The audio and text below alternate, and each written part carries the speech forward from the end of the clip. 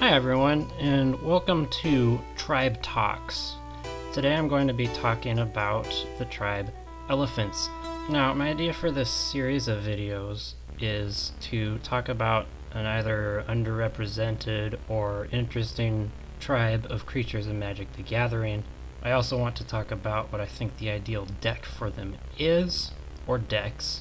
So let's get started. Elephants were first introduced way back in limited edition with War Mammoth. They mostly show up in green and white, although there are a few that branch out into other colors, which we will get to. I'm going to start in order of converted mana cost. And so I'm going to start with the first and only elephant support card so far, Elephant Graveyard. You can tap it to add one colorless mana to your mana pool, or regenerate an elephant or mammoth. With the Grand Creature type update, each mammoth is now an elephant. Although the land will not fix you for any mana, the ability to regenerate any of your elephants for free make it definitely worth it, at least in a casual elephant deck. Assault and Battery. This is a split card from Invasion. The red spell on the left is the better of the two. Battery, on the other hand, pay 4 mana to get a 3/3 green elephant token. I would say this is the lesser of the two effects, as it's mediocre to get a 3/3 vanilla for only 4 mana. Assault may be worth playing on its own, however, it would force you to go into red in your elephant deck. Gift of Tusks. This is an updated version of Rabid Hybridization from Gatecrash. This showed up in Oath of the Gate Watch. I don't know what these kinds of spells have to do with gates. It's one of the very few blue cards involving an elephant, and I don't think it's worth running in what's going to be primarily a green-white deck. Greenbelt Rampager. Now this was a recent card in Kaladesh, and it's the only elephant out there right now that uses energy. However, it can work on its own. You have to spend 1 mana to cast it 3 times, so 3 mana total, and then you'll have enough energy on the 3rd time to keep it in play, and so you're getting a vanilla 3/4 for 3 mana. It does have to be all green mana, however you can save it up over multiple turns. Definitely I would say this is worth running. Rogue Elephant was in Weatherlight. This is a hyper aggressive card. In a very aggressive deck, this could be worth it. However, I don't think elephants as a tribe have enough support to be a hyper aggressive deck, and so I wouldn't recommend running it in an elephant tribal deck. Elephant Resurgence lets each player put a elephant token into play with power and toughness equal to the number of creatures in your graveyard. That's not really part of any elephant strategy you could come up with. Kazandu Tuskcaller. This is a cheap creature. It's not an elephant, but it has the level up mechanic, and once it gets to level 2, which means you would have spent 6 mana, you can tap it to create a single 3/3 elephant creature token. If you get it all the way up to level 6,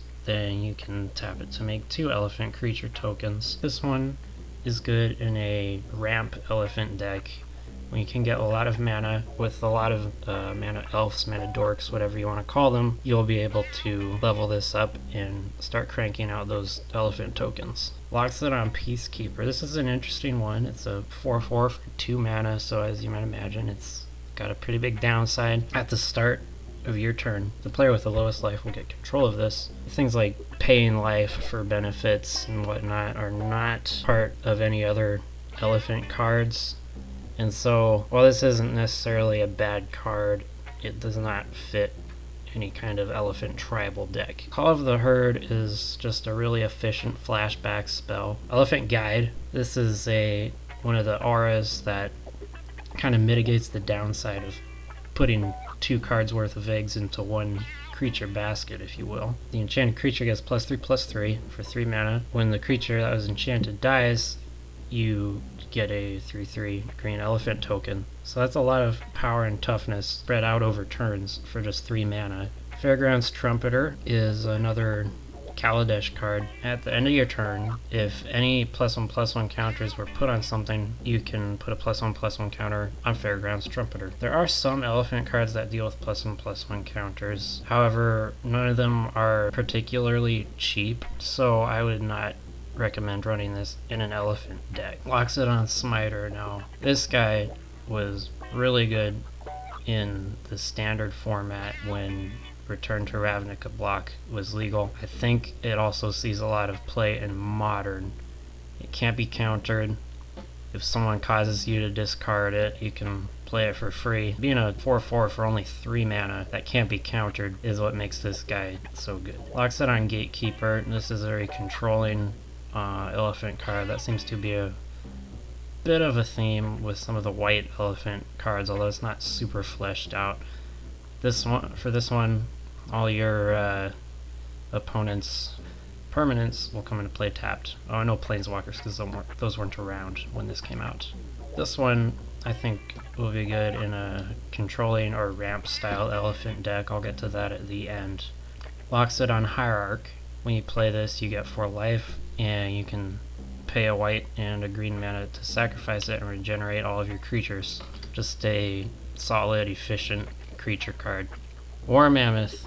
It's the original elephant, or mammoth if you will.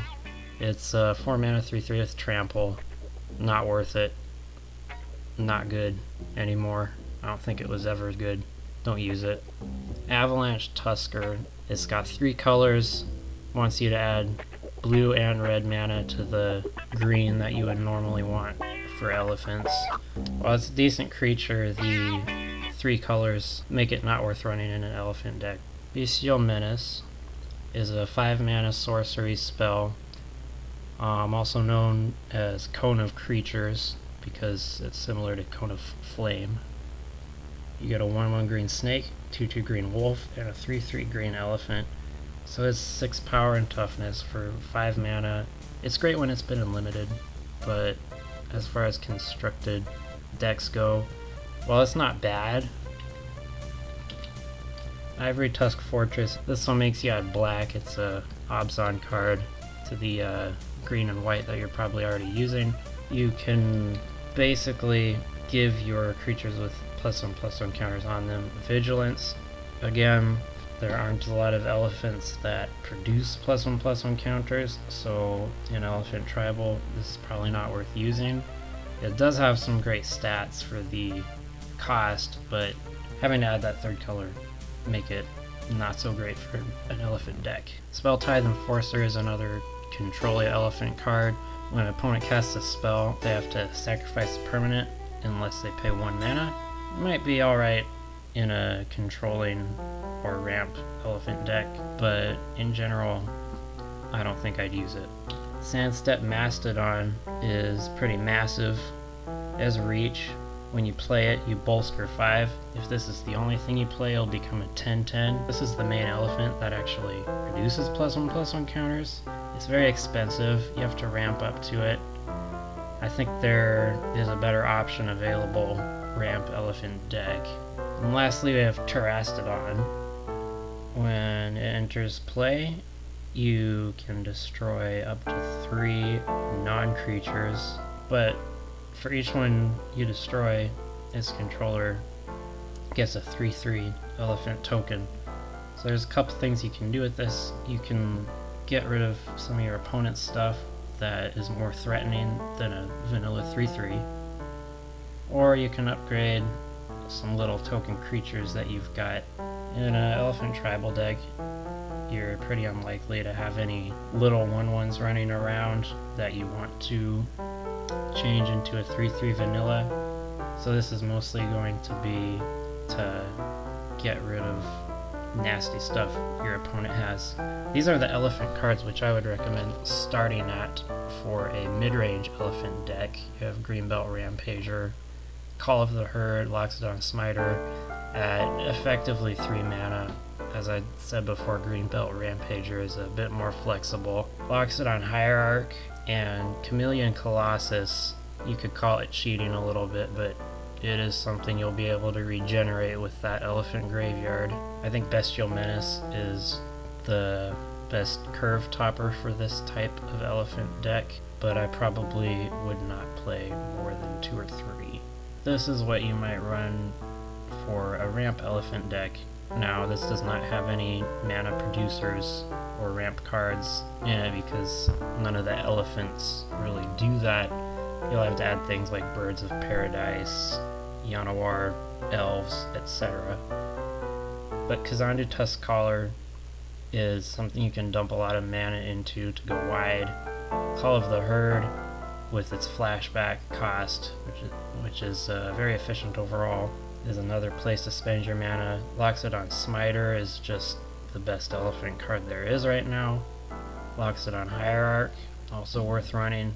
Sandstep Mastodon and Terastodon. I put both of these in there.